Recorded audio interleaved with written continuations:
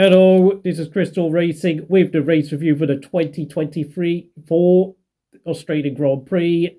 Now, of course, I am going to have to talk about Carlos Sainz because for the second time in 6 months, he has won a race for Ferrari, and he remains he remains the only driver of the last year or so to have won a race who is not driving for Red Bull. And of course, as we all know, he's not going to be driving for Ferrari in 2025. That's going to be Lewis Hamilton with Leclerc. So the conversation needs to be had. Red Bull and Mercedes have got to go and fight for Carlos Sainz because Sergio Perez is clearly not good enough for the second seat at Red Bull. And with all the other options they've got, Yuki Tsunoda is apparently not wanted because he's too immature and he's too volatile. Daniel Ricciardo is miles past his best. And as for Mercedes, well, they don't really seem to have anyone lined up for their second seat alongside George Russell. Sebastian Vettel, I don't really think is ever coming back to Formula One. And he was caught pictured doing a test for Porsche. So yeah, I think we can say goodbye to seeing Vettel back in Formula 1, to be honest, because I don't really think he wants to commit himself to this sport anymore.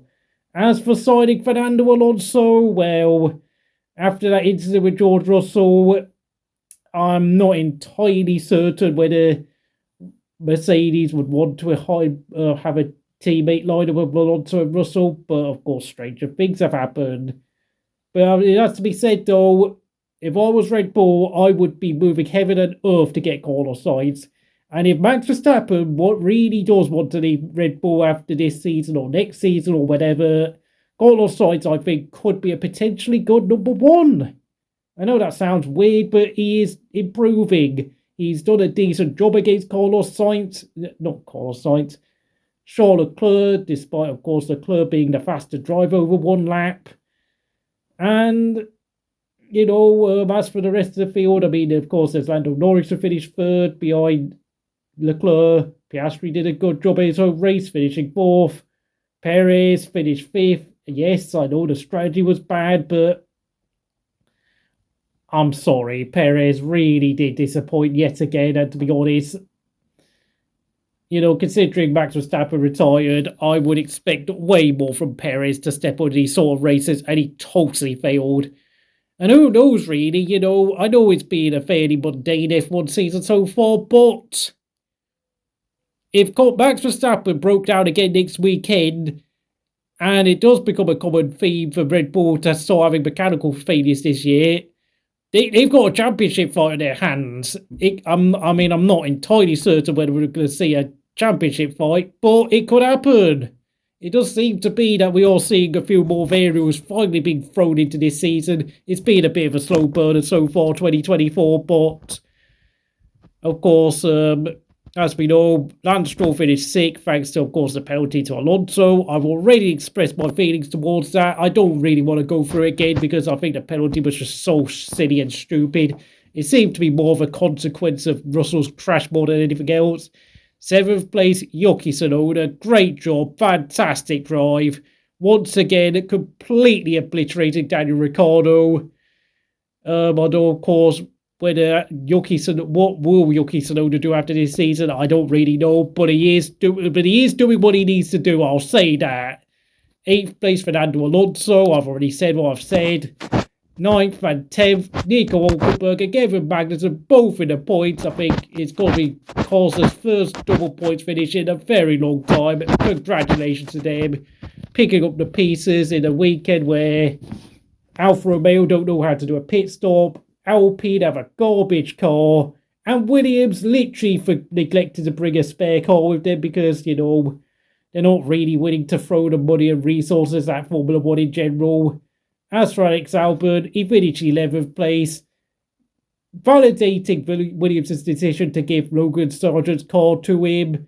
As harsh as it was on Logan that he had to lose his car, the fact of the matter is, I don't think Logan would have got anywhere near close to trying to grab a points finish like Albon did. Of course, it wasn't ultimately 0 points, but still, Albon did get close to points. I'll say that. As for the retirees, Max Verstappen retired from the race very early on, and I have to say it is a very, very much a first sign of trouble I've seen at Red Bull for quite a long time, for about probably 2 years. Very surprising, but hey, we've finally got a spanner in the works for the first time in a long time. Lewis Hamilton also retired with engine failure. Mercedes, I think we all know it. They've been having problems for a long time, and on Lewis Hamilton's part, it does absolutely validate his decision to leave Mercedes, because I don't see Mercedes going anywhere fast. Who else was in the race? Oh yeah, the two Alfa Romeos didn't do anything. Gasly, I think, actually finished ahead of the Alfa Romeos, but frankly, Alpine is garbage. Ocon finished towards the back, but it doesn't really matter where the hell Gasly and Ocon finished. Their car is just not fast enough. And please, Gasly, please leave Alpine. I've had enough of seeing you there. Please remind me of any other drivers I forgot. Of course, Ricciardo finished 12th. God. I think you know what I think of Daniel Ricciardo. Yeah, it's time to go, mate. It's time to leave Formula 1 altogether. You're only in the car to prove that you're good enough to be Red Bull's number 2, but the thing is, though, Carlos Sainz has done a far better audition of being the next number 2 driver of Red Bull. Daniel, mate, you are miles past your best. You are not the driver you used to be back in 2018. I hate to say it, but I am getting fed up of seeing you trying to convince us that you are an F1 driver, let alone a top team driver. Just forget it, mate. Just go. Just please go. Not much else to say.